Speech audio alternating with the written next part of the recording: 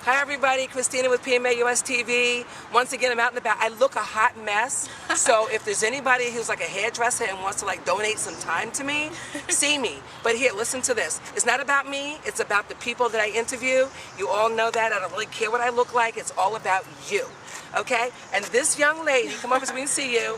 Her name is Rose, and the reason I'm interviewing her today, she is so amazing, and she's only 22. I love to meet young people who are on the move. Not on the move yet. Rose has something to share that may help you make a decision as to which way you'd like to go with your life. Perhaps you're doing something like writing a book.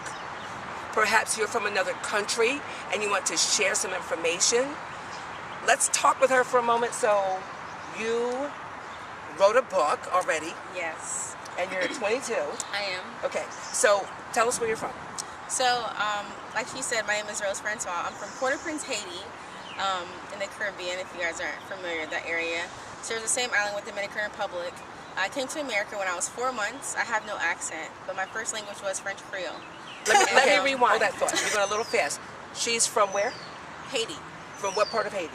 Port-au-Prince. Okay, Port-au-Prince. Now, what is Port-au-Prince like? Is that wealthy? Come closer. Well, the Port-au-Prince. Keep it right in there. Yeah, you're so good at this. Port-au-Prince is the capital of Haiti. Okay. And I don't really necessarily remember all of it. Okay. So, but I don't remember. I just got my information from my parents. Okay. Honestly. Okay. But my first language was French Creole. I learned that with my mother tongue, and then I learned English in school. Okay. So, did your parents tell you anything about what childhood was like in Yes. Port-au-Prince? What kind of country is that? What goes on? Well, in Haiti, Haiti's very has an interesting, rich culture. It has a little bit to do with my book, but Haiti is one of the poorest countries in the Caribbean, so it's very hard. My mother had a hard life. She was somewhat kind of like Cinderella, I like to say, because all her brothers and sisters went to school. She was the only one who didn't go to school. She took care of her aunt and uncle, and she would walk like 5 miles a day to get water from the well, and just, Wow. There's mountains and lots of terrain, and people just, fresh markets, food markets, and just people just walking around, just trying to make a living and trying to eat, really. And So basically, okay, so a poor country. Yes. And she came here 4 months, and then your parents, just got regular jobs and educated you? Well, the cool thing about this is my dad was a governor in Haiti. Really? And that's the only reason why we came here, because we had there's a political issue going around in the '93 time, and basically America sent us and a couple other people to come here through political leave. We were political refugees, and people try to kill him because of his belief against the dictator. Got you. So that was something else. He still lives today, I hope. Yeah, he's here. Thank God. We're gonna have to interview her dad one of these days. That's gonna be amazing. I'm so excited. So but yeah, that was kind of interesting. But that's so just because I'm just gonna interject this. Coming from a country that is not affluent when it comes to finances or the economy is bad, it's kind of like coming from a home that is not affluent. Yes. Okay? So you take that and do with it what you need to do. And when we come back in just a moment, we're going to talk about what she did and how she continued to grow and enhance her life to this point. We'll be right back. Okay. Here I am, Christina with PMA US TV. We're back. We got sun in our face, but that's good because I want you to see this young lady. Get up there. Get your face in there. Get your face right in there. There she is. Isn't she gorgeous? Rose Francois. And come on. So right now we're going to talk about a little bit about your growing up. Yes. And so now you're in like kindergarten, let's say, and now you're here and you're with your parents and they're working. And what made you decide to write a book? Well, I can honestly say when I was in middle school, that's when it struck me the most, because I would get a lot of questions, especially the first day of school when your name would be called. It would say Rose Francois, or my government name that was kind of changed. My actual name is Rose Marie, but it's Rose Men in the school system. That's another story. But people would look at me and they would be like, Francois, where are you from? Right. And then I would say Haiti, and no one would know. Or if they did know, they would have a really negative image of Haiti, or just something someone told them. And I just I wanted to do more research. I wanted to know more where I was from. Even though I learned the language firsthand. Now, do you speak French actually? I speak French. I do speak French, but enough French. I don't speak I don't know Okay. big words. Okay. But French Creole is my first language. Okay, French Creole. We got that. Woo. We're going to learn some of that someday, so hang in.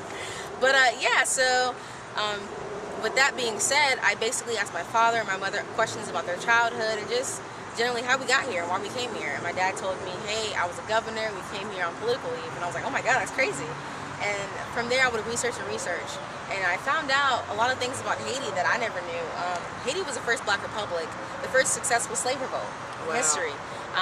In 1804, they claimed independence after America in 1776. Wow. And no one spoke about it. No one acknowledged it because it was the first black country. It wasn't just a black country. It was the first country that allowed every race, whether they're white, mulatto, or black, or French descent, to govern their own lives and to be equal, living amongst each other. That's amazing. And that's what I think that is very important. And another thing is Danny Glover. Yes. The famous Danny Glover is trying to make a film about this, but he's not getting funded for it. No one wants to fund it. We need to fund her for this. So this is hers. Get back, Danny Glover. This is for her. So we're gonna start a GoFundMe page. But the thing is, I feel like this is something that's been my life's work as a child that's been growing, and I feel as though since I'm going to make it a motion picture, historical drama, romance set, because that's what Hollywood is looking for. Right. There's a true love story to this.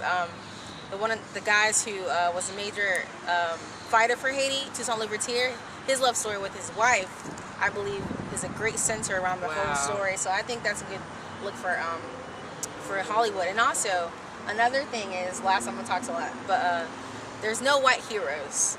A lot of people say that, so no one wants to really show it because let's say, hey, you know, we are still the majority or still the minority.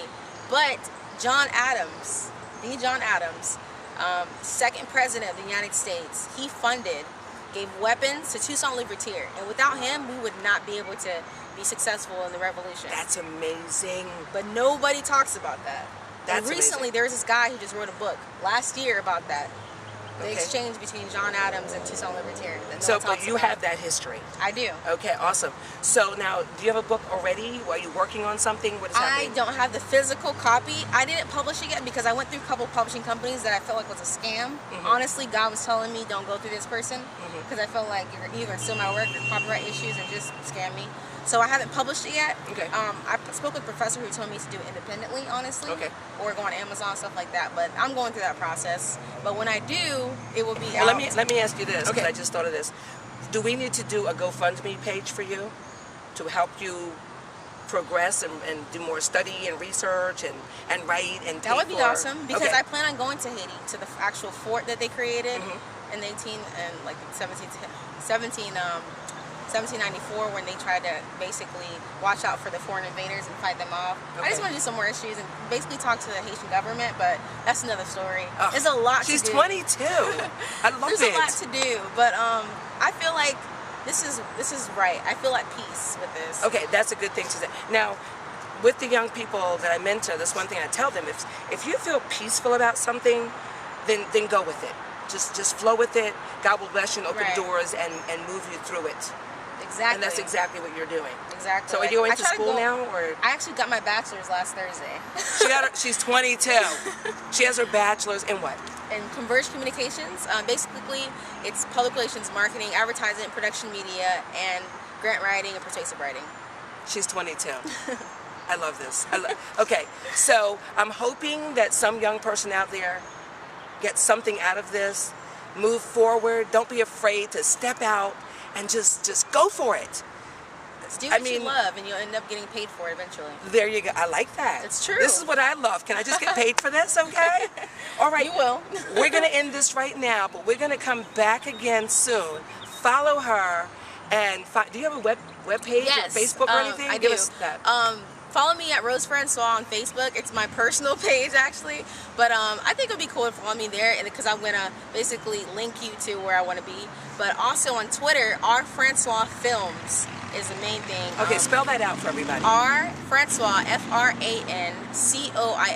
Films, FILMS. Is that .com or? Just on Twitter. Okay, on R Twitter. Francois Films. Okay, on and give Twitter. them your Facebook name again so people can look you up. Rose Francois, and that's Rose, ROSE, and my last name, FRANCOIS. Okay. Check me out. And one last thing before we leave, I just want to say, a question somebody asked me about a Haitian cry is, what does this have to do with everybody else? Who's going to care about it? How does this work with everyone else? And how will you market this to people? I thought about it, did my research, and this story is greater than Haitians. It's not just about Haitians, it's about human rights. The first country to have equality of living with every race, pretty much every color, I wouldn't say race, but and also it's a history for African Americans, it's a history for Americans, because Louisiana Purchase was basically due to the Haitian Revolution, given from the Napoleon to Thomas Jefferson because of the Haitian Revolution.